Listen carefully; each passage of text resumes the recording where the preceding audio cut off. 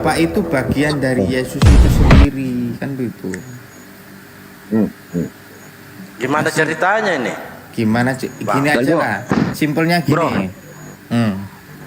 Bro Dalbo, kalau dia ada Theodor yang mau naik, turunkan saya. Aku turun aja. Iya. Aku yang turunkan, aku yang turun aja. Saya ada kegiatan saya. Saya ada kegiatan. Bang Kinamut tinggal aja di sini, saya yang turun. Diam aja dulu. Udah turun semua, turun semua. Udah lanjut dulu Ini ya. aja, Orang di situ ini. narasumbernya. Begini aja Pak. Saya belum bisa memahami ya bagaimana konsep Ya. Kristen sebenarnya. Maksudnya begini. Tunggu dulu, dengarkan. Ada yang mengatakan Yesus utusan tertulis di dalam Bible. Lalu ada yang mengatakan siapa ya? Bapak utusan. Yang mana benar nih? Coba saya Ya nanya. itu tadi loh Bang, Yesus Saya itu. coba nanya ke Pak Peros. Ada Gurunda Halo Bang. Pak Peros, selamat siang. Ada Gurunda Bang Dalbo, Gurunda di bawah. Bukan Gurunda itu. Bukannya? Bukan ya. Oh iya. Bukan. Gurunda saya tahu akunnya. Asli itu. Hah? Asli. Berapa pengikutnya? 182.000. Asli. Iya, kena ini apa ya? Enggak bisa naik beliau. Ya nggak usah naik lah. Ini saya bisa lanjut. menyampaikan lagi nggak ini? Gimana jelasin dulu? Ya yang mau ditanyakan itu bagaimana? Yang apanya? Ya, Itu Bapak Yesus mengutus Bapak. Gimana? Yesus mengutus Bapak. Iya kan Bantu. begitu. Sedangkan Sedangkan Bapak itu kan bagian dari Yesus itu sendiri, kan begitu. Bapak itu bagian dari Tuhan itu sendiri kan? untungnya begini Bang, untungnya Anda oten bebas, masing-masing bernarasi liar. Enggak, saya Kalau itu di Islam kejawen. ini sudah ditabok. Coba bayangkan Pak Gini Peros loh. di sini biasa meluruskan ya, sesuai dengan tertulis di dalam Bible. Iya, maksudnya gini Bang Bang. Peros. Ini Padahal membuktikan. Padahal Bu, berarti udah ngaku ini kayaknya ya. Oh, Sudah pasang ngaku yang dia. ini. Wah, inilah. Udah begini Bang Dalbo. Bang Dalbo, coba sebentar Bang Dalbo. Ini Bang Peros, coba antar dulu Bang Peros. Coba bagaimana pernyataannya itu, Sang Yang itu Bang Peros, coba. Ya. Tanggapi dulu. Apa aku Yesus. baru masuk jadi saya nyimak dulu apa yang Oke. aku tak Kan nyimak tadi dulu. begitu Bang Dalbo. Yesus. Tunggu dulu, saya mau ini dulu. Kemana? Diam dulu ya. Oh, Saya ini Gurunda. Bagaimana caranya Gurunda untuk ini? Mute dulu Bang. Untuk ini enggak ada, saya punya apa ya, foto profil api. HP saya sudah ini apa, terestar habis profil saya, akun saya ke banned. Assalamualaikum Gurunda. Waalaikumsalam warahmatullahi wabarakatuh. aduh. Izin Gurunda. Yang buat logo api itu siapa sih? Saya ini kehabisan, habis nggak bisa pakai itu. Dinda Akun saya Ardiansa. ke banned semua. Oh iya siap. Logo ini kah? Logo padahal Bu, logo untuk Creator Lab apa gimana? Bukan logo api. Ya Creator Lab api itu. Kalau saya ada sih. Sembara pokoknya tulisan api ya. Lanjut Gurunda. Kok lanjut? Ini saya belum tadi bagaimana toh? Iya, silakan Pak. Nasi, kamu kebalik pernyataannya tadi, kamu kebalik gimana ceritanya? Ya mungkin Coba bisa dilanjut ulangi. dulu lah. Ya silakan. Ya, kalau untuk pemahaman saya kan mungkin minim ya di Islam. Kalau untuk saya sendiri lebih banyak ke kejawen begitu. Mungkin dari Islam bisa menjelaskan ke saya. Mungkin itu bagaimana begitu. Masalah apa? Apa masalahnya? Ya mungkin terserah mau yang apa begitu. Ini maksudnya kemana arahnya? Maksudnya mau Saya juga nggak tahu ini arahnya kemana. Loh, tadi Coba kan kita tadi dengarkan pertanyaannya. Apa pertanyaannya? apa pertanyaan coba? Perjelas dulu pertanyaannya. Pertanyaannya.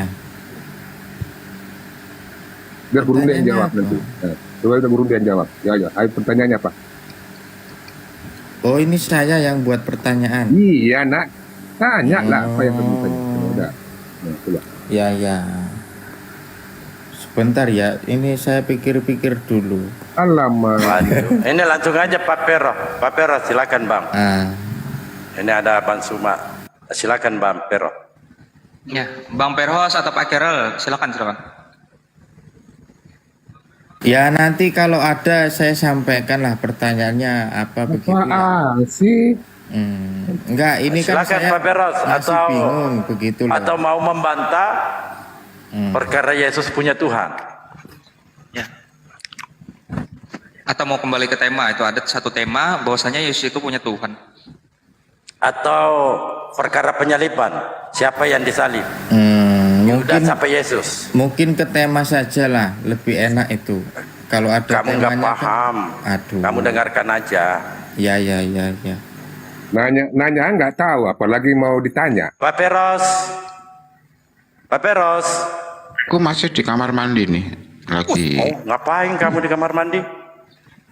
ya biasa. Ini menafsir. temanya Bang, nanti Anda dengarkan ya. Siapa yang disalib?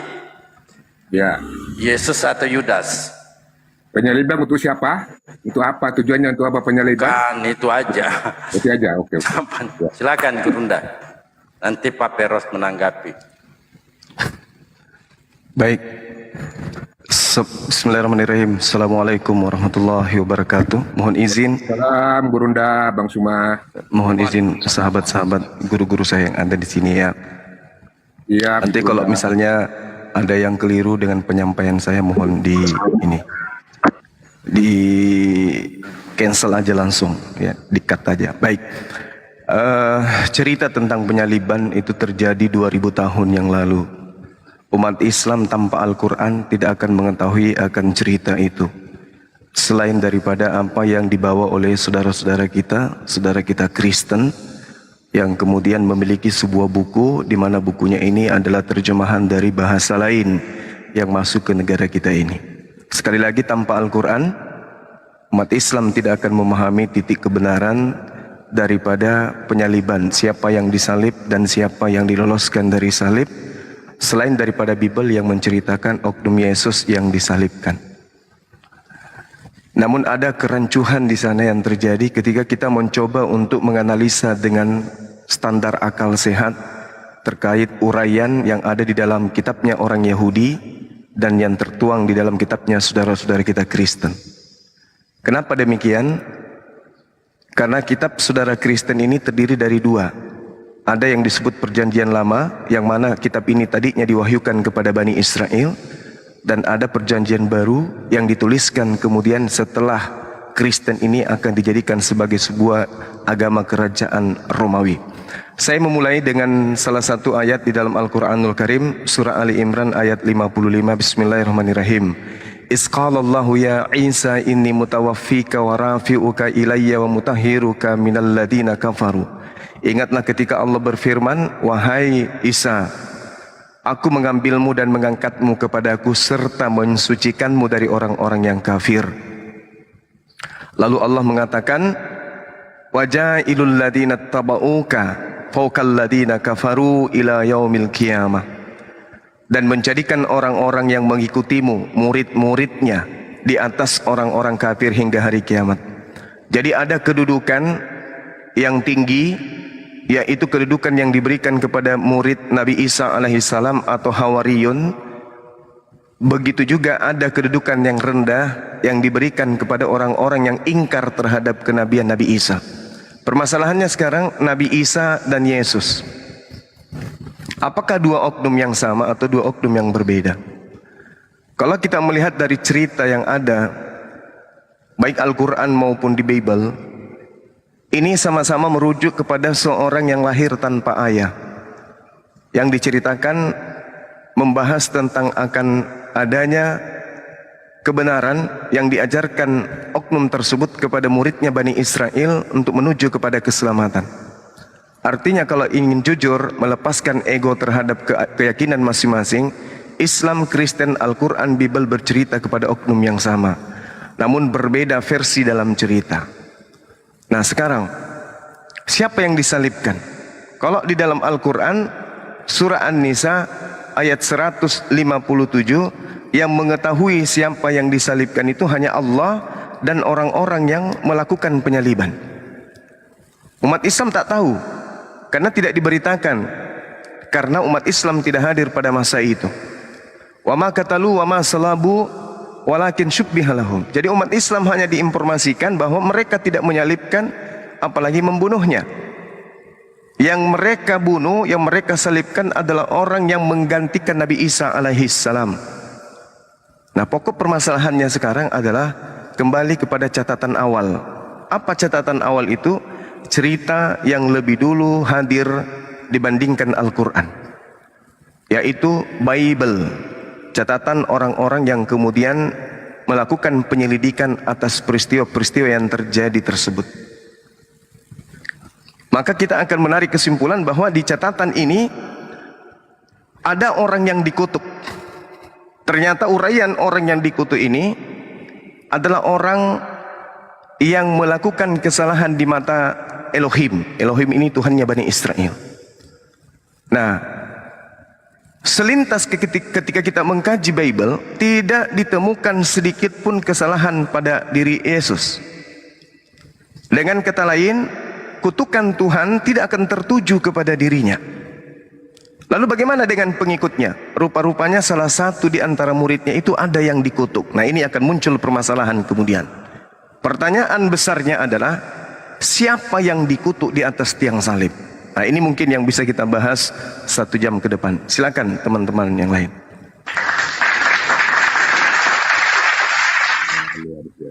Pemaparan dari Bang Burunda. Masya Allah. Silakan Bang Karol atau Bang Peros mau menjabarkan, silakan, atau mau membantah bahwa siapa yang disalib, Yesus atau Yudas. Ya, atau ingin membenarkan bahwa memang Yesus yang disalib, silakan.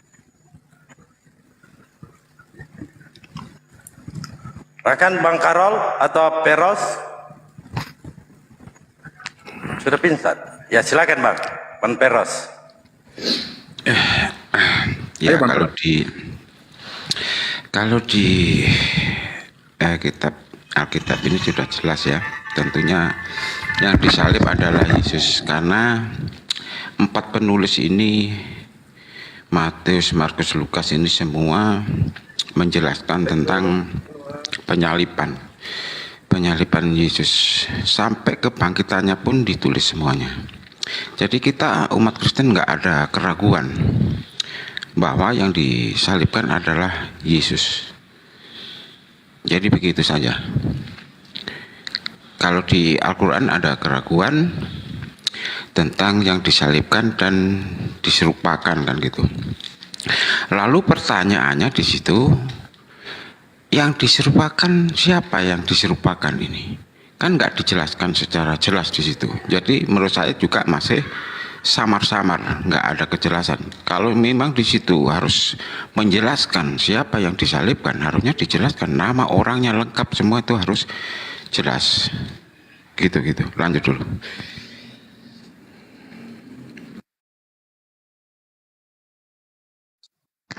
Ya, mungkin ada tambahan dari Pak Kerel. Dibuka dulu Pak mute-nya. Pak Kerel monitor tidak?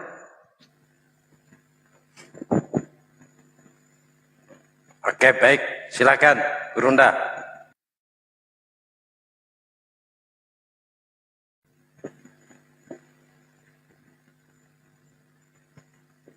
Burunda mungkin jauh lah dari perangkat.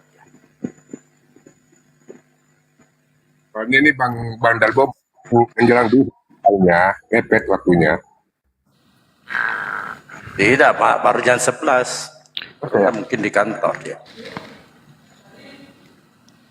Atau tidak terasa dia mic-nya ke mute. Ya, silakan. Ya, jangan ke mute nih. Sorry, tadi ada telepon. Jadi gini, Asyik. kesimpulan penjelasan saudara kita tadi apa? Bisa nggak ada yang menyimpulkan? 10 menit, 10 detik. Tadi saya nerima telepon soalnya. Ya, intinya kata Pak Perhos tadi, Bang Zuma, bahwasanya di Bible tertulis bahwa Yesus yang disalib. Itu tidak ada keraguan kata Pak Perhos untuk teman-teman dari Kristen. Itu saja.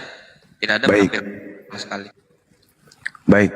Jadi kalau misalnya saudara kita mengatakan bahwa Yesus yang disalib, penyaliban ini harus kita takar dari tempat kejadian. Apa sebab penyaliban itu terjadi? Itu dulu poinnya. Kalau kita melihat apa yang tertuang di dalam kitabnya saudara kita Kristen di Yohanes 11, itu sangat jelas terinci di sana, mulai sifat terjang daripada Yesus maupun orang-orang yang ada di sekelilingnya kemudian yang menceritakan keadaan itu. Di data Yohanes 11 ini, orang-orang Yahudi melihat Yesus pengaruhnya semakin besar kepada keadaan Bani Israel pada masa itu.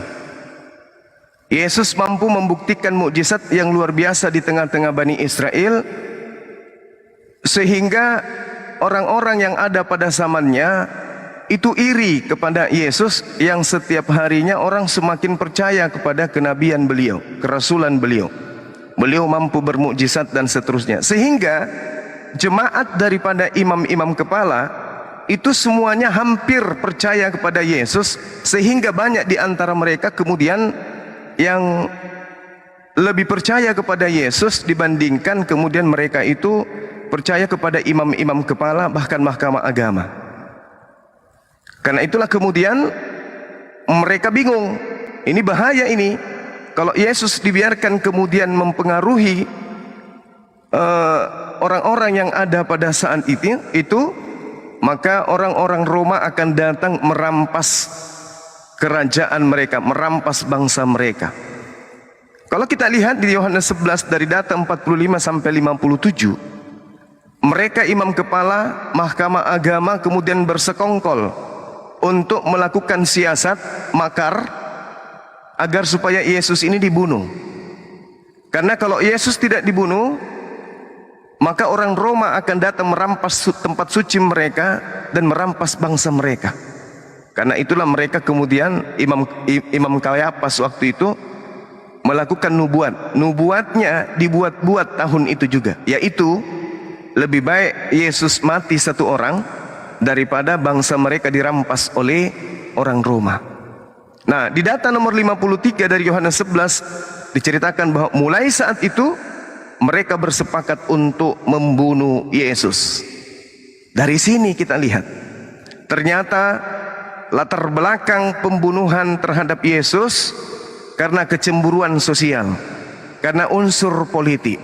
Tidak ada yang sesuai dengan yang digaungkan oleh gereja, Yesus mati untuk nebus dosa, itu tak ada.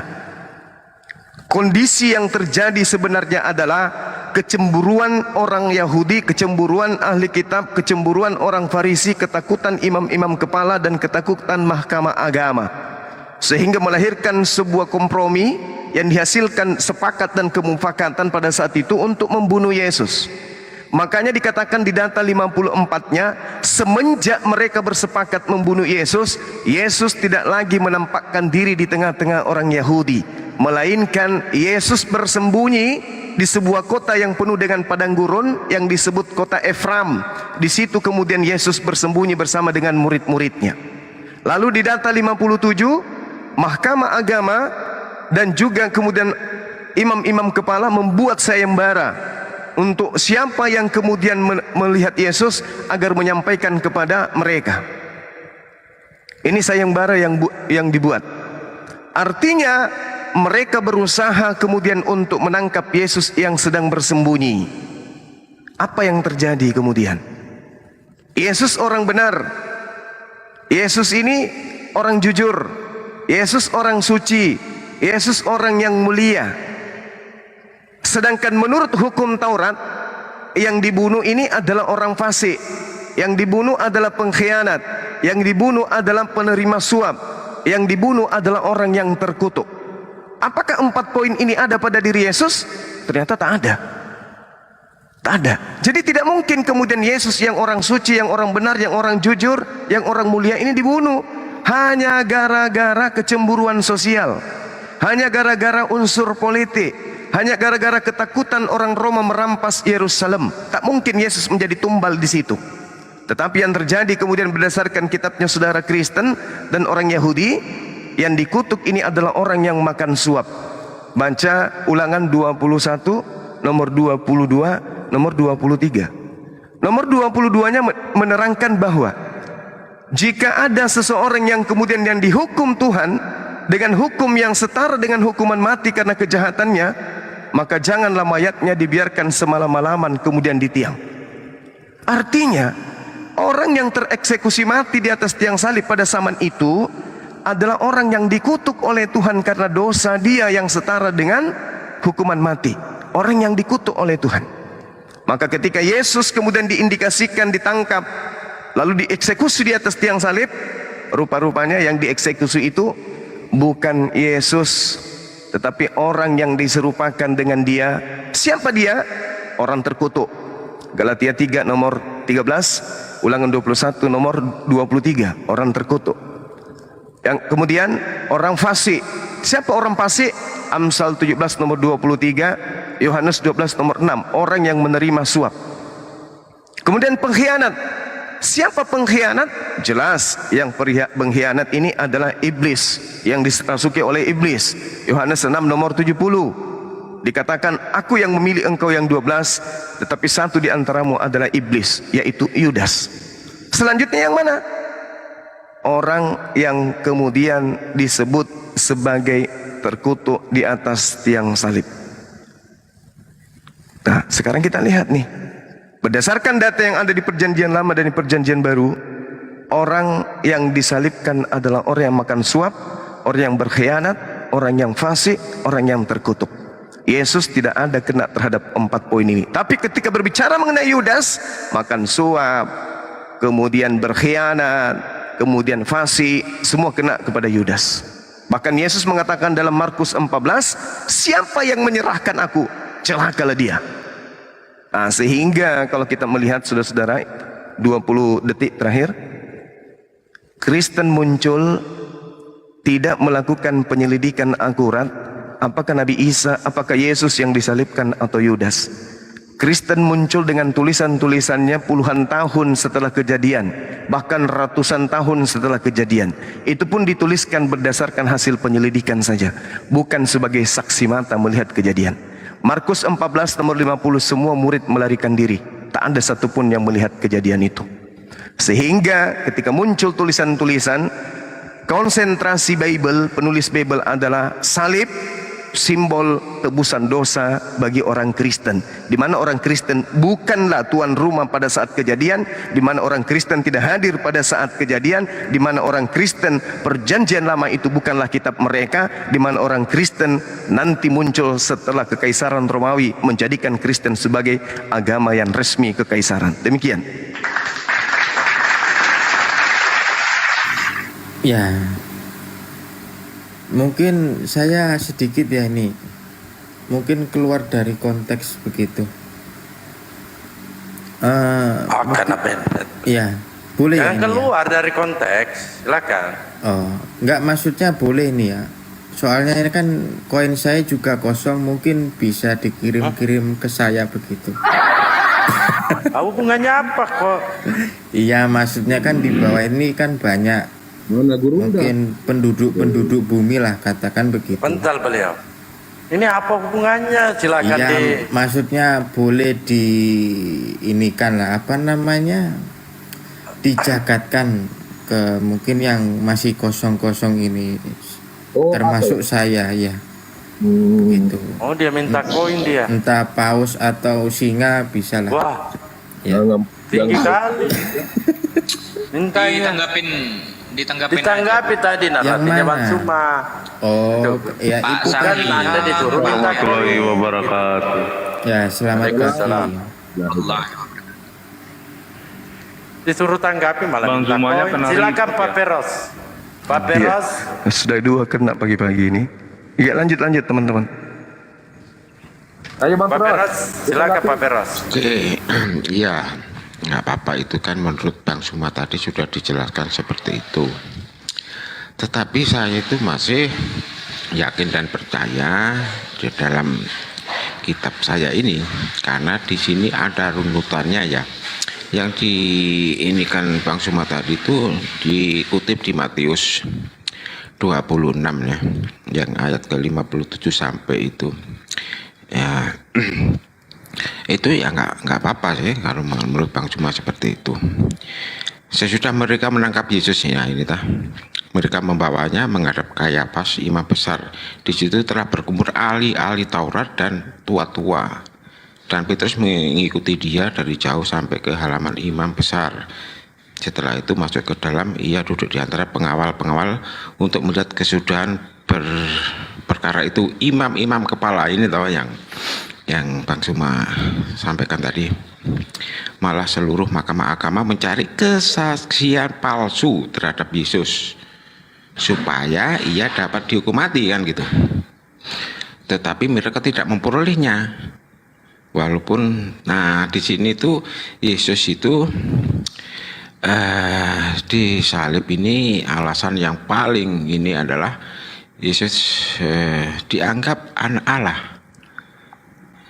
Engkau telah mengatakan akan tetapi aku berkata kepadamu, mulai sekarang kamu akan melihat anak manusia duduk di sebelah kanan Allah yang Maha Kuasa. Nah, jadi di sini tuh Yesus mengaku sebagai anak Allah. Itulah yang akhirnya Yesus disalib. Kemudian ada runutan. Yesus diserahkan kepada Pilatus, Yesus di hadapan Pilatus. Jadi semua ini sudah ada runutannya, sudah jelas di sini. Yesus diolok-olok dan sebagainya sampai Yesus disalibkan. Lalu kalau digantikan oleh Yudas, bagaimana mungkin? Yudas ini matinya bukan disalib. Yudas ini matinya adalah bunuh diri karena merasa bersalah, karena menjual Yesus kan gitu. Akhirnya bunuh diri dan menggantung diri. Dia menggantung bukan disalib. Lanjut dulu, ini ada noise di tempat ini, ada orang mandi. Lanjut dulu.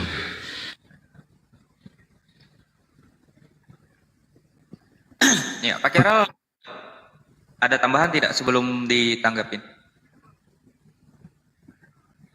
Ya, silakan Bang Zuma. Oke, baik. Jadi ibarat sebuah keadaan seorang maling ketangkap. Setelah keciduk bahwasanya apa yang terjadi pada zaman itu benar-benar terjadi disebabkan karena adanya kedengkian. Sehingga mulai pada saat itu juga mereka sepakat untuk membunuh Yesus. Nah, ketika hal ini kita ketahui dan teman-teman Kristen tak ada lagi jalur kemudian untuk membantah data-data itu, maka satu-satunya jalan adalah Yudas dikatakan menggantungkan diri alias bunuh diri. Sidang dihentikan. Sekarang konsentrasi hakim adalah kepada laporan akhir bahwa ada kejadian bunuh diri yang terjadi terhadap Yudas yang kemungkinan menjadikan Yudas bukan sebagai pengganti kematian Yesus. Tapi coba kita lihat apa yang diterangkan kemudian tentang Yudas ini ketika dikumpulkan kemudian cerita-cerita yang mungkin bisa membantu meloloskan Yudas sebagai bukan orang yang kemudian mengalami kematian di atas tiang salib sebagai pengganti. Diuraikan semuanya kemudian apa yang kita temukan. Ditemukan data di dalam Matius 27 nomor 5 nomor 8 sampai nomor 8 maksud saya. Di dalam kitab Matius 27 di situ keterangan daripada pembawa kabar adalah Yudas melemparkan uang lalu gantung diri. Setelah kejadian itu imam-imam kepala memungut uang dari hasil upah suap, lalu para imam-imam membeli tanah darah. Itu cerita yang dibangun dari cerita pembawa kabar yang bernama penulis Matius. Tapi cerita yang sama dengan narasi keadaan yang berbeda juga dituliskan oleh Lukas di dalam Kisah Para Rasul 1 nomor 18 sampai 19. Satu keadaan yang sangat kontras, sangat bertolak belakang, kontradiksi, di mana diceritakan di cerita Lukas kisah 1 ini Yudas terlebih dahulu membeli tanah. Jadi di dalam Kisah Para Rasul Yudasnya yang membeli tanah. lalu bunuh diri. Sedangkan di dalam Matius, Yudasnya kemudian bunuh diri, yang beli tanah adalah imam. Demi kebenaran, dua pernyataan saksi yang dihadirkan di persidangan, kalau ini persidangan, itu tertolak demi hukum. Yang satu sama-sama mengaku sebagai saksi, yang satu sama-sama menyusun berita sesuai dengan penyelidikan, tapi yang disodorkan sangat-sangat bertentangan satu sama lain. Apa itu? Matius menuliskan kemudian Yudas bunuh diri, tidak beli tanah. Yang beli tanah adalah imam. Lukas menceritakan kebalik, Yudas membeli tanah dan bunuh diri. Karena dua pernyataan saksi yang kontras bertolak belakang ini, maka kita putuskan informasi Yudas bunuh diri itu adalah hoaks. Mari kita lihat data netral. Saudara-saudara yang ada di sini, sahabat-sahabat, bukan saya mau menggurui, baik itu saudara-saudara Kristen maupun umat Islam yang ada di bawah, tolong sekarang ini buka Google, ketik Matius 27 nomor 5, di situ akan muncul data-data paralel terjemahan versi tahun-tahun sebelum tahun sekarang akan muncul. Terus ke bawah, baca di keterangan catatan full daripada Matius 27 nomor 5, Anda akan menemukan sesuatu yang sangat luar biasa di situ. Ini adalah catatan Alkitab Sabda, buatan gereja, buatan Kristen, bukan buatan Bang Suma. Apa catatan full dari Matius 27 nomor 5? Saya bacakan kepada saudara. Matius mengatakan bahwa Yudas menggantung diri sesuai yang tertulis di dalam Kisah Para Rasul 1 nomor 18, mencatat bahwa ia tewas karena jatuh. Catatan selanjutnya dinyatakan barangkali yang dilakukan Yudas adalah menjatuhkan diri ke atas sebuah tonggak yang telah diruncingkan. Mati dengan menggantungkan diri pada masa itu hanya bisa dilakukan dengan cara disalibkan atau disulakan. Jadi saudara-saudara, kalau kita melihat catatan Bible ini sendiri jelas menerangkan bahwa matinya orang yang digantung dengan tonggak yang runcing di bawahnya untuk membuat perutnya terbelah terurai, itu adalah matinya orang-orang yang dihukum salib. Bukan dari Al-Quran, tetapi dari Bible itu sendiri yang menerangkan seperti itu.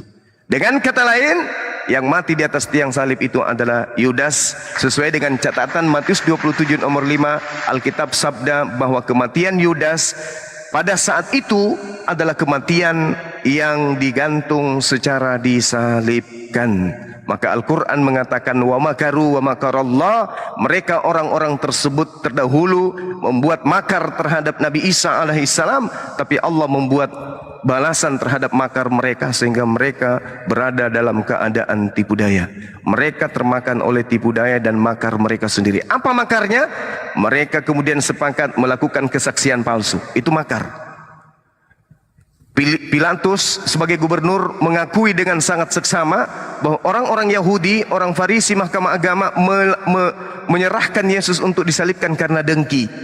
Jadi bukan karena tebus dosa, bukan karena kutuk Taurat, bukan juga untuk sebagai jalan keselamatan. Penyaliban murni dilakukan karena faktor ekonomi, faktor sosial, faktor geografis, faktor ketakutan daripada orang-orang Yahudi kalau orang Roma akan merampas kemudian bangsa mereka dan tempat suci mereka jika mereka tidak segera membunuh Yesus. Jadi pembunuhan terjadi pada masanya, pada kaumnya, pada bangsanya, pada tempatnya adalah pembunuhan karena faktor politik. 100 tahun kemudian minimal muncul konsep doktrin kematian itu adalah tebus dosa, padahal kematian itu hanya unsur politik. Demikian.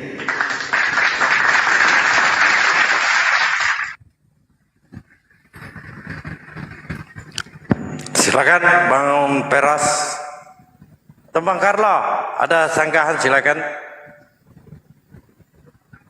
Bang Peros. Woi, kok pingsan Bang? Berat ya? Kan udah habis pertanyaannya mungkin Bondalbo. berat.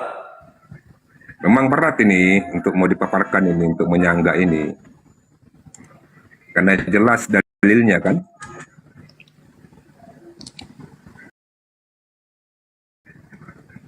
Atau ada kawan-kawan noten di bawah yang mau naik membantu Pak Peros dan Karol. Ya paling tidak pada sedikit bantahan lah. Ada sedikit bantahan lah maksud saya. Kan dikit aja, nggak usah banyak-banyak.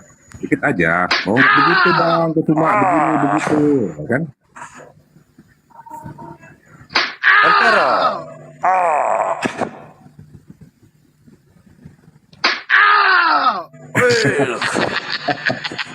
Pak Peros, bangun. Peros, Dia memang repot, memang berat. Inilah anak yang kukasihi, kepadanya aku berkenan. Datang ke bumi, ditombak, dihujat, dihina, dimatikan. Tuhannya ingkar janji.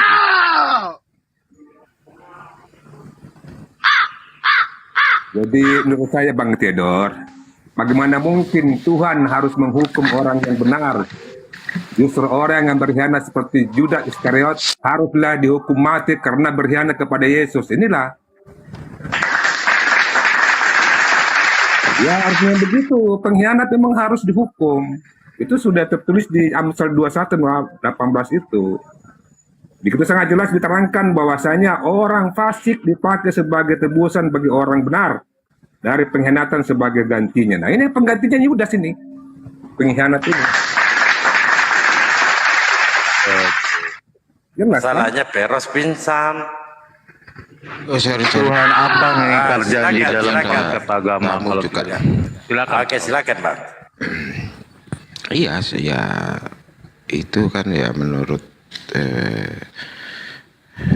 Bang Suma seperti itu, ya silakan kan gitu. Tapi ya saya ini ya berdasarkan apa yang ada di Alkitab ini sudah jelas. Yesus disalibkan, sudah jelas. Yesus mati. Nah siapa ini? Bukan Yudas ini yang mati. Lambung Yesus ditikam, loh. Yesus dikuburkan, kebangkitan Yesus. Ada semua ini. Yesus menampakkan diri. Nah ini bukan Yudas. Kalau yang di Al-Quran itu kan ya belum jelas juga siapa yang menggantikan. Aku juga nggak paham juga kalau yang menggantikan adalah Yudas. Sedangkan di sini bertolak ya, kalau Yudas itu bukan disalibkan, itu tadi sudah tuliskan di situ bahwa Yudas itu matinya itu bunuh diri. Kalau Yudas yang disalib, nah saya juga pasti akan berpikir juga, loh ini yang disalib siapa lah? Yudas ini matinya bunuh diri, bukan disalib. Ini bertolak. Jadi kalau Yesus yang disalib saya percaya karena ada runutannya. Mulai dari permasalahannya, mulai dari sampai di apa? Ini semua ini lengkap ini masalahnya di sini. Nah, coba kalau di Al-Qur'an yang diserupakan itu siapa? Mungkin bisa dijelaskan di situ. Ya. Assalamualaikum warahmatullahi taala wabarakatuh semua guru. Waalaikumsalam warahmatullahi wabarakatuh. Abang guru dulu yang ganteng, abangku yang ganteng Bang Juma. Iya, Mohon maaf izin mengganggu. Bang Da, tolong nanti dibaca WA ya, soalnya penting. Oke, Oke, makasih Bang Da. Aku izin dulu. siap. 86. Assalamualaikum warahmatullahi wabarakatuh. Waalaikumsalam. Waalaikumsalam warahmatullahi wabarakatuh. Ya, saya jawab ya. Teman-teman boleh izin ya. Lanjut. Silakan Gurunda. Iya, jadi satu hal yang perlu saudara perhatikan di sini, penyaliban itu terjadi bukan di tengah-tengah umat Islam. Penyaliban itu terjadi di tengah-tengah orang Yahudi, orang Farisi, mahkamah agama, dan juga imam-imam kepala. Jadi kalau mau tahu siapa yang menggantikan, tanya kepada mereka. Makanya Al-Quran menarasikan dengan sangat jelas bahwasanya terjadinya penyerupaan yang disalib ini itu berlaku kepada yang menyalibkan. Wa ma katalu wa ma salabu walakin, akan tetapi syubbihalahum, ya, yang mereka salibkan itu adalah orang yang diserupakan bagi mereka. Wa innal latina ikhtalafu fihi lafi syakkim minhu. Akan kejadian ini mereka ragu, apakah mereka bunuh ini adalah Yesus atau yang mereka bunuh ini adalah salah satu dari muridnya. Makanya kalau Anda membaca Yohanes 18, ketika Yudas kemudian datang kepada oknum yang sembunyi ini, Yudas bertanya, Yudas ditanyai oleh oknum yang mau ditangkap. Apa kata oknum yang mau ditangkap di Yohanes 18? Siapa yang kamu cari? Yudas berkata, kami mencari Yesus dari kota Nazaret. Orang itu kemudian menjawab, akulah yang engkau cari. Pertanyaannya, apa mungkin Yudas yang puluhan tahun bersama Yesus, ketika ditanya sama oknum ini, dan oknum ini adalah Yesus gurunya sendiri, sang Mesias, kenapa masih dia menarasikan yang kami cari adalah Yesus dari Nazaret? Apa mungkin iya? Misalnya saudara Dalbo, Bang Dalbo cari Bang Suma, bersama dengan polisi datang. Bang Dalbo datang bertanya kepada Bang Suma. Bang Suma tanya kepada saudara Dalbo, saudara Dalbo, siapa yang kamu cari? Saudara Dalbo, Bang Dalbo yang sudah kenal Bang Suma puluhan tahun berkata, yang aku cari adalah Bang Suma yang datang dari Makassar. Ece.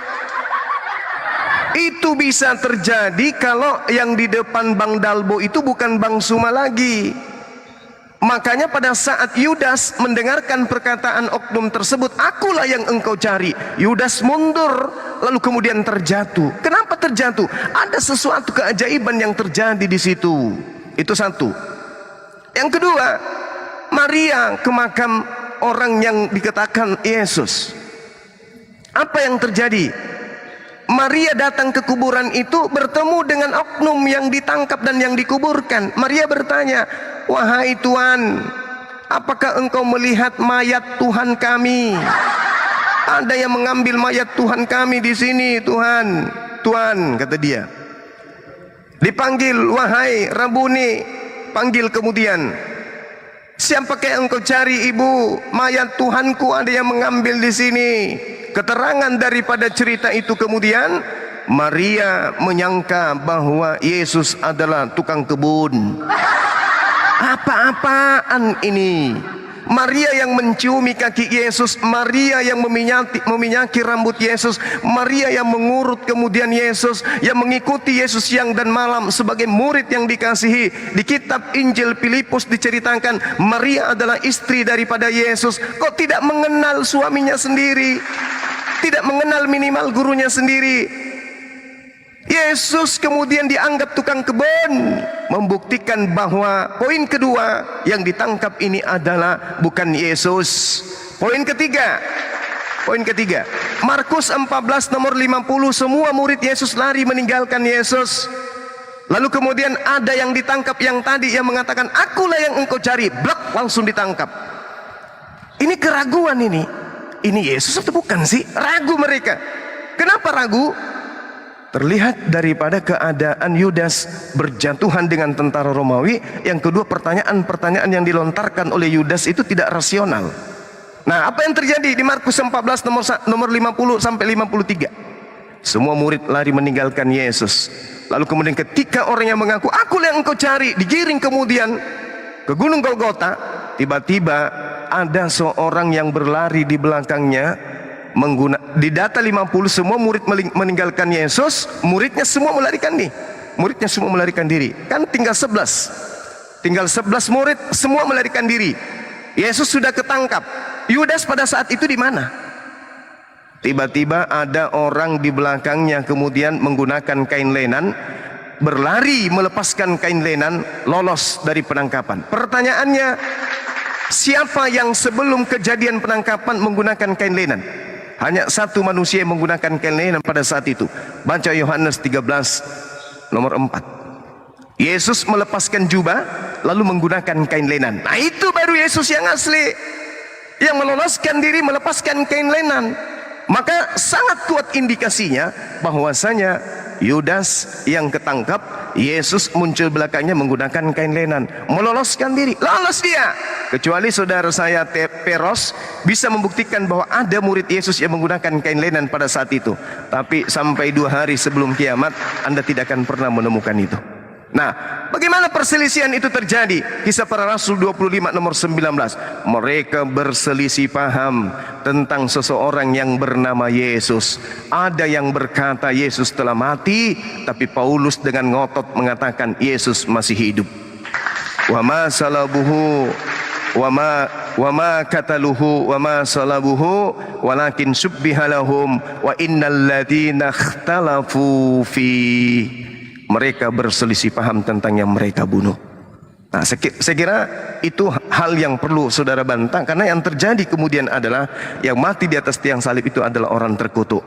Poinnya untuk mengetahui kebenaran ini, buka kitab Galatia 3 nomor 13. 20 detik terakhir. Galatia 3 nomor 13 Anda buka, di situ dikatakan Kristus, bukan Yesus ya, tapi Kristus. Kalau dibilang Kristus itu masih umum. Kristus telah menebus kita dari hukum Taurat dengan jalan terkutuk, sebab ada tertulis, terkutuklah orang yang mati di atas tiang salib. Setelah kita anulir data ini, lalu kita analisa tertulisnya di mana, ternyata tertulisnya di Ulangan 21, 22, ayat 22 dan 23. Yang tertulis di sini adalah Tuhan Elohim punya kompetensi mutlak, haknya sebagai Tuhan untuk mengutuk siapapun yang dia kutuk. Dan ternyata yang dikutuk ini adalah penerima suap. Ternyata yang dikutuk di atas tiang salib sesuai dengan pengakuan Galatia 3 surat Paulus adalah orang yang menerima suap, orang penjahat, orang yang melakukan kejahatan setara dengan hukuman mati. Apakah itu Yesus? Bukan. Yang terkutuk menurut Tuhan Elohim adalah Yudas. Tak ada kekuatan di atas mimbar gereja yang bisa membantai ini.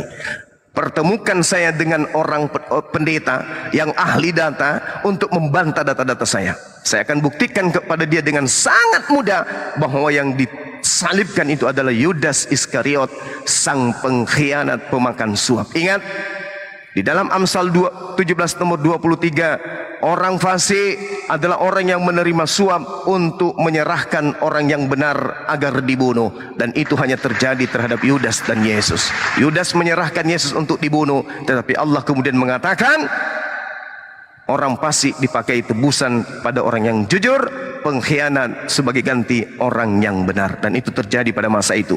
Ingat, kejadian ini terjadi di tengah-tengah Bani Israel, maka tolak ukurnya adalah perjanjian lama. Sedangkan yang Anda katakan, saya yakin yang disalibkan adalah Yesus. Yesus. Yes, saya kasih kepada Anda, itu bisa betul kalau yang Anda gunakan adalah perjanjian lama. Karena isi perjanjian lama itu adalah wa makaru wa makarallah. Mereka kemudian menceritakan cerita-cerita tentang penyaliban Yesus agar Roma Yunani percaya dengan cerita-cerita itu. Maka rangkaian cerita dibentuk, dibuat kemudian, makanya ada yang disebut kitab kanon. Kitab kanonik artinya kitab yang menceritakan sesuai dengan selera Roma, sesuai dengan selera kerajaan Romawi. Kalau buku itu tertolak dengan cerita-cerita penyaliban untuk Romawi, maka buku itu dikatakan apokripa. Sembunyikan buku itu. Yang ditampilkan adalah cerita penyaliban terhadap manusia yang adalah Tuhan, adalah Dewa Zeus yang datang menjelma sebagai penebus dosa bagi orang Roma dan Yunani. Sayangnya itu adalah bidat menurut tuan rumah. Demikian.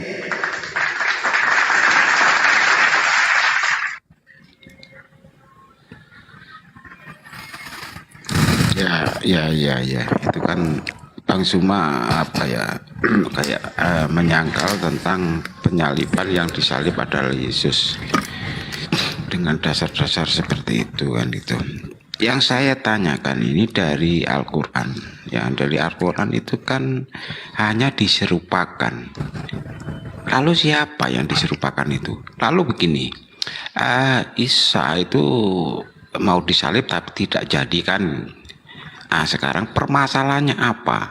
Kan harusnya paling tidak ada penjelasan atau runutannya tentang Nabi Isa itu, ini kan masalah penting juga, ini masalah penyaliban, karena menyangkal tentang penyaliban yang ada di Alkitab kan gitu. Sehingga diserupakan oleh siapa ini nggak jelas juga. Jadi Isa itu akan disalibkan tapi tidak jadi karena diserupakan kan gitu. Itu permasalahannya apa? Kenapa kok sampai akan terjadi penyaliban terhadap Isa? Lalu yang diserupakan ke siapa? Ini nggak jelas juga di Al-Quran. Coba dijelaskan di situ. Oke, baik. Jadi pertama, kemudian kalau kita berbicara mengenai Al-Quranul Karim, maka kita mulai dari surah Ali Imran ayat 43. Bismillahirrahmanirrahim. Wa isqalatil malaikatu ya Maryamu innallaha astafaki wa tahharaki wastafaki 'alan nisa'al alamin. Malaikat Roh Kudus diutus oleh Allah kepada Siti Maryam. Lalu malaikat ini berkata, "Ya Maryam, wahai Maryam, sesungguhnya Allah memilihmu, innallaha astafaki wa tahharaki, mensucikanmu, wastafaki 'alan nisa'il alamin, dan melebihkan derajatmu di atas segala perempuan di seluruh alam pada masamu." Lalu kemudian malaikat Roh Kudus menjelaskan, "Ya Maryamu qnuti li rabbiki wasjudi warka'i ma'ar raki'in." Wahai Maryam, taatilah Tuhanmu Allah, sujud dan rukuklah bersama-sama dengan orang-orang yang rukuk. Itulah berita-berita gaib yang kemudian Allah ceritakan kepada baginda Rasulullah Muhammad sallallahu alaihi wasallam. Padahal kata Allah, "Wa ma kunta ladaihim is yulquna aqlamahum ayyuhum yakfulu Maryam wa ma kunta ladaihim is yahtasimun." Kata Allah, padahal engkau wahai Nabi Muhammad tidak bersama dengan mereka ketika mereka melemparkan pena mereka untuk mengundi siapa di antara mereka yang akan memelihara Maryam, dan engkau pun tidak bersama dengan mereka ketika mereka bertengkar. Ini Allah kemudian menceritakan hal ini kepada baginda. Engkau tidak hadir pada saat itu wahai Nabi Muhammad. Engkau tidak mengetahui apa yang terjadi terhadap Nabiku Isa, dan engkau tidak mengetahui terhadap apa yang terjadi terhadap wanita yang kumuliakan yaitu Maryam. Seketika ini berita gaib untukmu sebagai wahyu bagimu. Isqalatil malaikatu ya Maryamu innallaha yubashshiruki bikalimatin minhus masihu Isa bin Maryam wajihan fid dunya wal akhirah wa minal muqarrabin. Ingatlah ketika para malaikat berkata kepada Maryam, "Wahai Maryam, sesungguhnya Allah menyampaikan kabar gembira kepadamu tentang sebuah kalimat dari Allah, yaitu seorang manusia namanya Al-Masih, anak laki-lakinya Maryam, seorang yang terkemuka, terhormat, terkenal di dunia, dan terhormat serta terkenal di akhirat, dan termasuk orang-orang yang didekatkan kepada Allah. Wa yukallimun nas fil mahdi wa kahlan wa minas solihin." Dan kemudian Nabi Isa yang ada dalam kandunganmu ini akan berbicara dengan manusia sewaktu dia dalam buayan, dan ketika sudah dewasa beliau termasuk di antara orang-orang yang saleh. Jadi pembelaan Al-Quran terhadap tuduhan Yahudi, bayi ini berbicara ketika ibunya dituduh sebagai pesina. Bayi Isa alaihissalam dengan mukjizatnya berbicara membela ibunya. Tapi kalau orang Kristen ditanya, di dalam kitab Talmudnya orang Yahudi, Maria dan juga Yesus dianggap binatang, dianggap makhluk yang direndam di atas tinja mendidih di dalam neraka. Apa pembelaan Bible? Apa pembelaan Kristen? Nonsen, bullshit, omong kosong. Bukannya Kristen membela tuduhan orang-orang Yahudi, bahkan Kristen lebih menghujat Yesus dengan mengatakan Yesus selain dia anak haram, Yesus selain tuduhan orang-orang Yahudi sebagai anak zina, Yesus juga adalah makhluk terkutuk yang mati di atas tiang salib. Kristen Yahudi kompak menghujat Nabi Allah yang datang kepada Bani Israel tersebut. Tapi Al-Quran membelanya. Anak bayi ini berbicara membela ibunya. Wahai kalian Bani Israel, sesungguhnya aku ini Nabi Allah, memberikan kitab kepadaku, wa yu'allimuhumul kitab wal hikmah wat Taurat wal Injil. Allah mengajarkan kepadaku kitab, hikmah, Taurat dan juga Injil. Wa rasulan ila bani Israel. Dan ketika kemudian Nabi Isa berkata kepada bani Israel, anni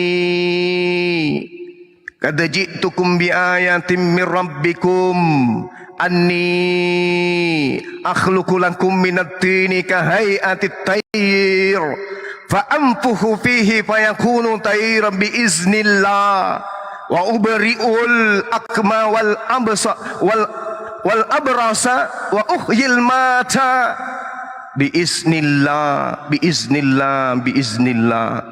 Wahai Bani Israel, aku telah datang kepadamu dengan sebuah tanda mukjizat dari Tuhan kalian, yaitu aku membuat bagimu dari tanah berbentuk seperti burung, lalu aku tiupkan tanah itu, maka ia menjadi seekor burung dengan izin Allah hidup, dan aku menyembuhkan orang yang buta sejak dalam lahir, dan aku menghidupkan orang mati dengan izin Allah, dan aku memberitahukan kepadamu apa yang kamu makan dan kamu simpan di rumahmu. Sesungguhnya pada yang demikian itu terdapat suatu tanda kebenaran akan kenabianku, akan kerasulanku untuk kalian Bani Israel, jika kamu orang-orang yang beriman. Ini pembelaan Nabi Isa. Lalu apa kata Al-Quran? Al-Quran menjelaskan kemudian ketika Nabi Isa datang kepada Bani Israel, innallaha rabbi wa rabbukum fa'buduh. Wahai Bani Israel, sesungguhnya Allah itu adalah Tuhanku dan Tuhanmu, karena itu sembahlah Dia. Inilah jalan yang lurus. Lalu apa yang dirasakan kemudian Nabi Isa?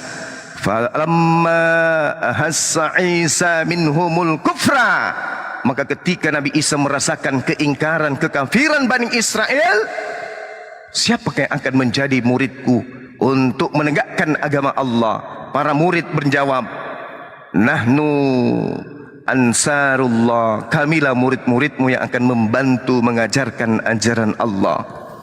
Ini jelas pengingkaran yang terjadi terhadap ajaran Nabi Isa menyebabkan mereka kemudian ingkar, dengki, congkak, tegar tengkuk kepada apa yang terjadi di hadapan mereka. Nabi Isa mampu membuat kemudian orang Yahudi percaya kepada dirinya dengan mukjizat-mukjizatnya. Orang Yahudi ingkar terhadap itu, mereka cemburu, mereka iri, sehingga mereka membuat makar. Wa makaru wa makarallah wallahu khairul makirin. Mereka membuat tipu daya, mereka membuat kesaksian palsu, mereka dengki, melaporkan Yesus, melaporkan Isa alaihissalam kepada pemerintah yang ada pada saat itu, untuk Yesus Isa alaihissalam dibunuh. Wa makaru. Tapi apa kata Allah? Wa makarallah. Allah membalas tipu daya mereka. Sehingga apa yang terjadi? Yang dibunuh bukan Nabi Isa, melainkan yang dibunuh adalah orang yang diserupakan bagi mereka. Final, iman Islam tidak kemudian tergoroti dan terkuras oleh keadaan, karena umat Islam tidak tahu siapa yang menggantikan. Bagi umat Islam, siapapun itu, mau dia Pak Bom, mau dia Lukas, Markus, Matius, Paulus, Yudas dan seterusnya, tak ada urusan. Yang pasti Nabi kami Isa alaihissalam terangkat ke atas langit, diselamatkan oleh Allah Subhanahu wa taala dari pembunuhan orang-orang kafir. Muncul Kristen kemudian keceklek, ditopang oleh konsep keadaan, keyakinan, kepercayaan nenek moyang orang-orang Roma, Yunani, secara turun-temurun menjadi kepercayaan mendarah daging. Muncul pula orang Farisi membolak-balikkan kemudian cerita penyaliban, lalu menjualnya kepada Roma dan Yunani. Diterima kitab itu dengan harga yang murah. Mereka kemudian menjadikan Romawi yang sejak nenek moyang mereka tidak memiliki kitab, tidak memiliki buku agama, meskipun mereka punya kepercayaan, seketika menyeleksi buku-buku itu, menjadikannya sebagai kitab suci, lalu melantik Yesus menggantikan dewa Zeus sebagai Tuhan yang menjelma, Theos yang menjelma menjadi manusia. Maka dijadikanlah Zeus, dengan kata lain Yesus. Maka orang yang dilantik menjadi Tuhan ini harus bermuara kepada kejadian penyaliban. Makanya kalau Anda bercerita, Saudara Feros, aku yakin yang disalib itu adalah Yesus. Betul, karena yang diseleksi pada saat itu adalah cerita-cerita yang berkesamaan dengan cerita nenek moyang orang Roma. Theos datang menjelma menjadi Zeus sebagai orang, sebagai dewa yang berubah menjadi orang dalam konsep logos. Kemudian logos berubah menjadi manusia daging. Daging ini mati kemudian untuk menebus orang-orang Roma dan Yunani dari dosa-dosa mereka. Apakah itu berlaku untuk Romawi, untuk Yahudi? Tidak sama sekali. Itu adalah konsep internal Roma dan Yunani yang kemudian menjamur sampai ke Belanda. Belanda menjamurkan kemudian ke Nusantara, sehingga menjadilah Anda menjadi Kristen penyembah Yudas. Demikian. Ya, dari tadi saya dengarkan ini belum menjelaskan tentang kenapa Nabi Isa itu disalib, alasannya apa, itu belum dijawab dari tadi ya. Saya jawab tadi, Bang. Apa? Falamma ahassa Isa minhumul kufra. Orang-orang Yahudi ingkar terhadap kenabian dan kerasulan Nabi Isa. Mereka ingkar. Nabi Isa memberikan tanda mukjizat, mereka ingkar, mereka cemburu. Nabi Isa membangkitkan orang mati, mereka mengatakan ini sihir. Nabi Isa kemudian membuat orang lumpuh berjalan. Makanya Anda baca Yohanes 11 nomor Yohanes 11 nomor 45 sampai 57. Ini Al-Qur'an menjelaskan 1400 tahun setelahnya, lalu kemudian Anda sebagai pembaca warta yang ada di kitab saudara, harusnya Anda melihat, oh ternyata betul yang diuraikan Al-Qur'an ini betul. Apakah Nabi Muhammad sampai ke Romawi sana mempelajari Bible? Tidak sama sekali. Allah mengatakan dalam ayat ini bahwasanya kamu tidak hadir pada masa itu, kamu tidak tahu pada masa itu. Ini adalah berita-berita gaib yang kuberitakan kepadamu. Zalika min anba'il ghaibi nuhihi ilaika wa ma kunta ladaihim iz yulquna aqlamahum ayyuhum yakfulu Maryam. Kamu tidak ada pada saat itu. Nabi Muhammad, kamu tidak belajar tentang itu. Nabi Muhammad, kamu tidak hadir pada saat itu. Kamu tidak mengenal Isa, kamu tidak mengenal Maryam. Tapi seketika kamu menguraikan dengan lisanmu tentang kejadian yang terjadi pada masa itu. Kenapa? Karena ini adalah wahyu. Zalika min amba'ihil ghaibi nuhi ilaika. Wahyu untuk kamu. Nah, ternyata coba Anda baca apa yang terurai dalam kitab saudara. Ternyata memang betul yang Al-Quran uraikan ini ada di kitab saudara. Mereka dengki, mereka melakukan siasat palsu, mereka melakukan kesaksian-kesaksian palsu. Mereka menuduh Yesus dengan mengada-ngada, mengatakan Yesus mengaku anak Tuhan. Padahal Israel adalah anak Tuhan, Yakub adalah anak Tuhan, bahkan Bani Israel disebut anak-anak Tuhan. Kok nggak ada yang disalib? Itu hanya alasan-alasan yang dikarang kemudian oleh orang Yahudi berdasarkan dengan Matius 26 nomor 59. Mulai hari itu imam kepala dan mahkamah agama melakukan propaganda kesaksian-kesaksian palsu demi untuk menangkap dan membunuh Yesus. Al-Quran ada kelirunya di situ? Enggak ada kelirunya. Bagi umat Islam final, siapapun yang disalibkan, tak ada urusan dengan kami. Iman kami, Nabi Isa yang kami cintai, selamat dari pembunuhan orang-orang kafir. Sedangkan orang kafir Kristen sangat menginginkan kematian terhadap Yesus. Ada apa dengan kalian? Waraskah, sehatkah, manusiakah Anda ini? Atau kalian ini sekelompok dengan makhluk yang merasuki Yudas yang pingin kali Yesus itu disalibkan? Tanya pada diri saudara, kenapa saya dan iman saya serta agama saya sangat menginginkan pembunuhan terhadap orang yang benar? Apakah saya penjahat atau saya orang baik-baik? Orang baik tidak akan mau menginginkan orang baik dihukum mati terkutuk, dan orang jahatlah yang menginginkan kematian terhadap orang-orang yang baik. Camkan itu. Ambil air 1 gelas, minum, usap dada, gunakan akal sehat. Mana yang betul? Apakah orang benar yang dibunuh atau orang pengkhianat yang justru menjadi penanggung kutukan di atas tiang salib? Wallahu alam bisawab. Silakan. Ya, Pak Coba kan selalu mengambil dari Alkitab ya. Itu semua itu saya lihat ini selalu ngambil dari Alkitab, isi Alkitab tentang Yudas, tentang ini. Tapi di Al-Quran sendiri gak menjelaskan gitu loh. Sudah dijelaskan, yang disalibkan adalah siapa? Tertulis di mana itu? Kalau memang Yudas yang disalibkan. Baik, ini sesi terakhir. Baik, saya juga ingin tahu kepada saudara. Saya sudah menjelaskan 3 sesi, saya ingin tahu dari saudara. Siapa yang terkutuk disebabkan makan suap berdasarkan Ulangan 21 nomor 22 nomor 23 dilengkapi Ulangan 27 nomor 25. Yang makan suap adalah yang terkutuk, dihukum terkutuk, dibunuh terkutuk oleh Tuhan. Tolong jawab kepada saya. Jangan ragu, jangan bimbang. Siapa yang mati terkutuk berdasarkan hukum Tuhan? Jawab. Ya, saya kira di situ kan banyak orang ya yang terkutuk tentang apa itu tadi, uang suap tadi. Oke. Sekarang saya tanya, siapa yang mati terkutuk disebabkan dia makan suap? Jawab. Bingung kan? Bingung.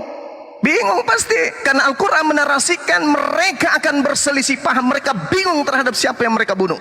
Anda pun sudah 2000 tahun masih bingung. Ayo jawab sama saya, silakan. Iya, itu kan menjelaskan tentang orang-orang yang disalib itu adalah itu termasuk orang yang memakan uang suap kan gitu. Saya tanya kepada saudara sekali lagi, siapa yang mati terkutuk dihukum oleh Tuhan karena makan suap? Yesus atau Yudas? Ya terkutuk itu kan bukan berarti harus disalib. Ada cara-cara untuk mati dengan cara terkutuk. Termasuk Yudas itu terkutuk itu matinya. Sayang sekali waktu saya itu, sedikit bang. Saya tanya sekali lagi, apabila seseorang berbuat dosa yang sepadan dengan hukuman mati, lalu ia dihukum mati, kemudian kau gantung dia pada sebuah tiang, maka janganlah mayatnya dibiarkan semalam-malaman pada tiang itu, tapi haruslah engkau kuburkan dia pada hari itu juga. Saya tanya kepada saudara,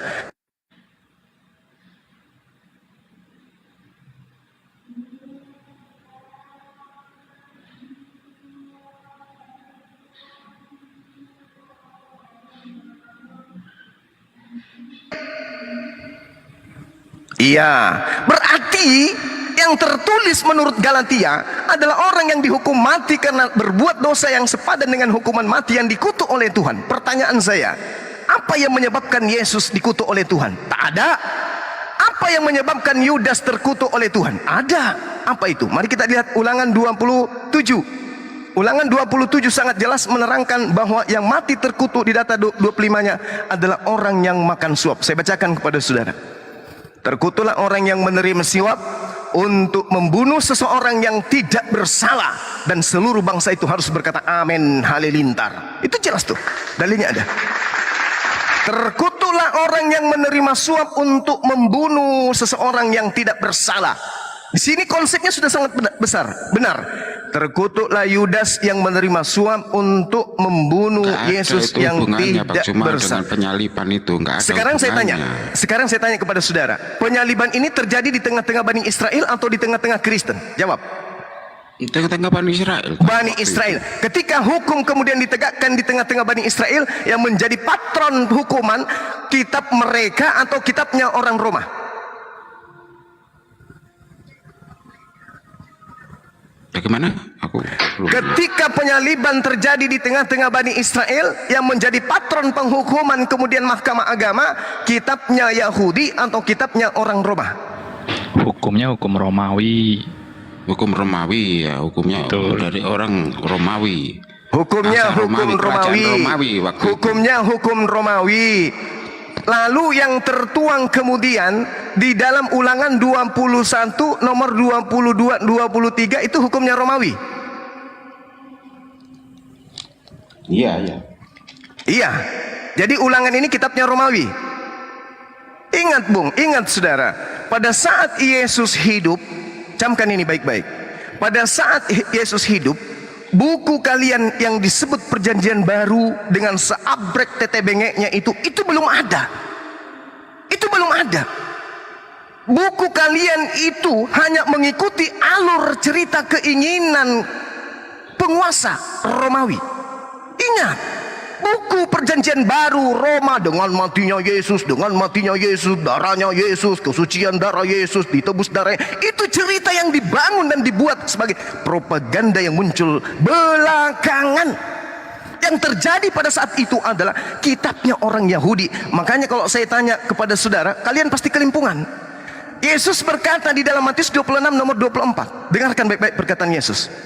Anak manusia, Yesus, memang akan pergi sesuai dengan yang sudah tertulis tentang dia.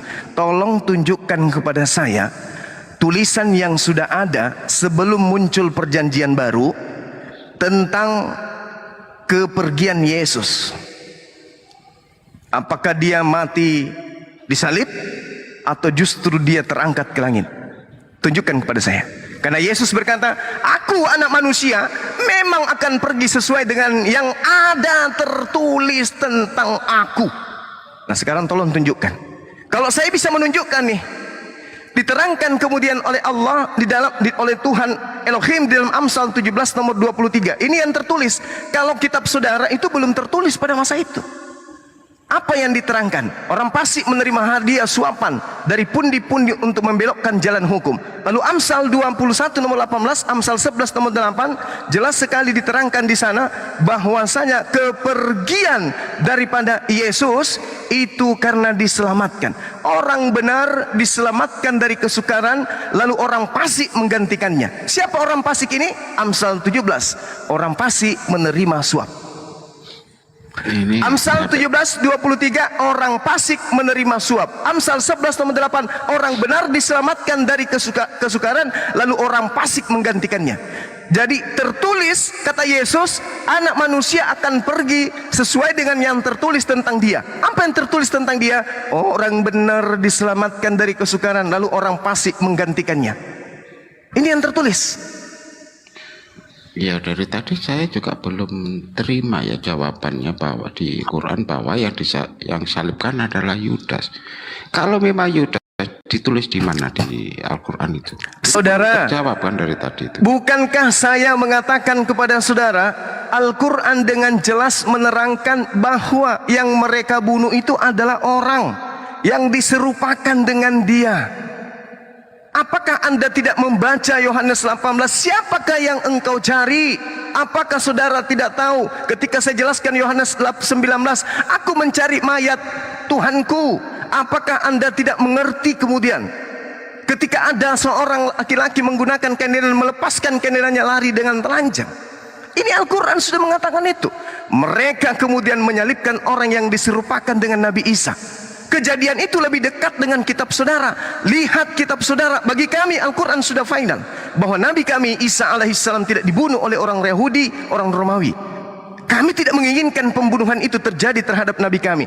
Kristen hancur lebur, tikar menggulung gereja ketika Yesus orang benar ini tidak dibunuh. Ada apa dengan agama kalian? Kok pingin kali kemudian orang benar ini mati? Ada apa? Mana konsep yang Anda gunakan itu? Oh, ada Bang Suma. Konsep dari mana? Dari perjanjian baru. Ditertawakan Yahudi kalian, makanya kalian diludahin. Kenapa dalam kitab mereka yang mempersembahkan manusia untuk Theos itu hanya dewa Molok? Tak ada ajaran para nabi kemudian menyerahkan manusia untuk tebus dosa. Tak ada. Yang menyerahkan manusia untuk mendamaikan dosa mereka kepada dewa mereka itu hanya penyembah dewa Molok. Anda mau lari kemana? Kenapa agama kalian tidak bisa masuk ke sinagoge beribadah? Kenapa perjanjian baru nggak masuk ke dalam rumah bait sucinya orang Yahudi sebagai kitab suci? Kenapa 90 kali? Kenapa? Karena kalian bidat. Kalian dianggap Abu Dassalah. Kalian dianggap hewan. Mohon maaf. Makanya orang Kristen di Yerusalem itu diludahin. Masa nggak percaya sih? Ini keadaan, ini real. Ini keadaan yang ada. Ya, orang Yahudi memang menolak Kristen dan mereka mengakui tentang peristiwa penyiksaan si Yesus ini. Mengakui itu adanya dan penyiksaan. Tidak ada pernyataan mengenai Molok. Umat Islam juga mengakui adanya kejadian penyiksaan. Umat Islam juga mengakui itu. Kristen juga mengakui itu. Yahudi itu juga mengakui.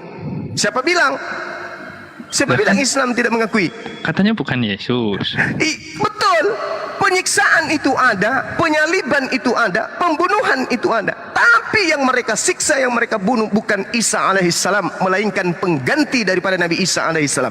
Inilah yang Kristen godok, inilah yang Kristen goreng, sehingga Yesus dijadikan sebagai tebusan bagi orang-orang Kristen. Coba Anda baca kitab saudara, semua yang terkait dengan penyaliban pasti karangan-karangan baru yang muncul setelah penyaliban terjadi. Betul atau betul? Betul.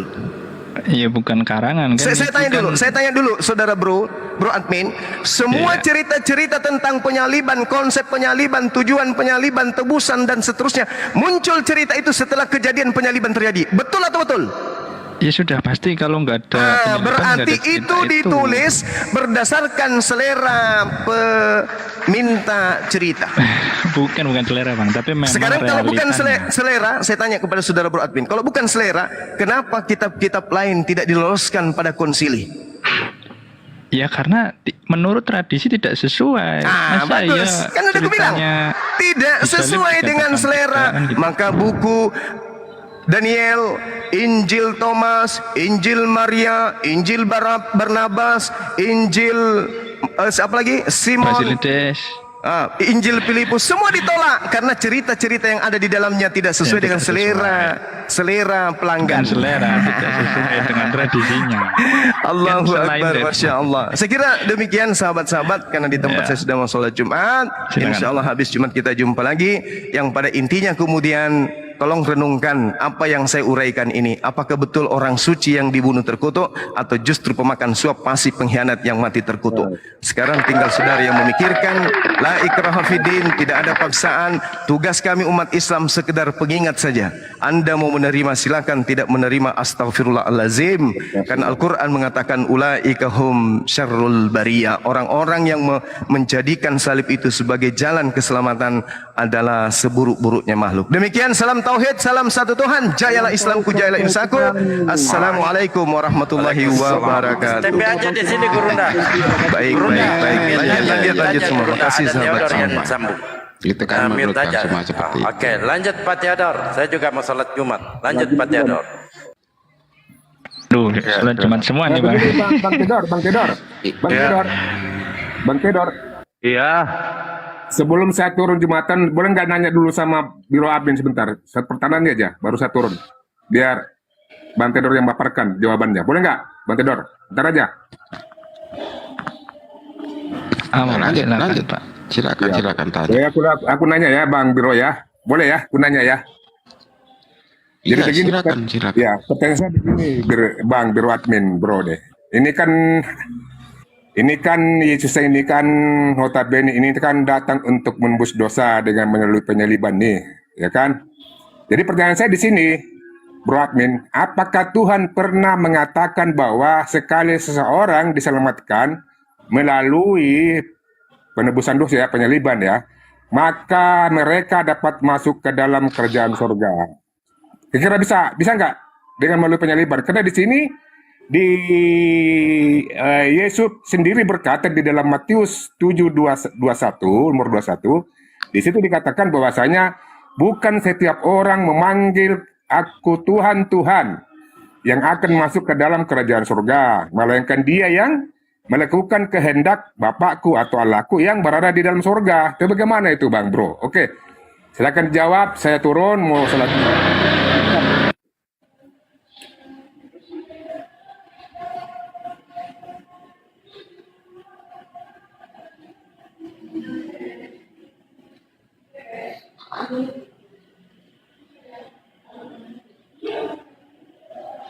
Ya Pak, Jumatan Bang Theodor. Siap. Kita berganti. Baru admin tolong dijawab, nanti saudara saya Bang Theodor yang memaparkan jawaban Anda. Silakan. Makasih banyak. Assalamualaikum warahmatullahi wabarakatuh. Bang Suma, kalau masih ada, mohon izin. Assalamualaikum warahmatullahi wabarakatuh. Siapa yang mau? Silakan.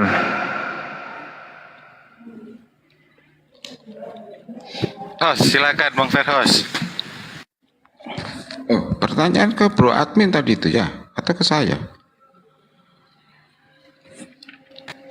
Ayo Bro Admin, silakan Bro Admin. Pakai monitor.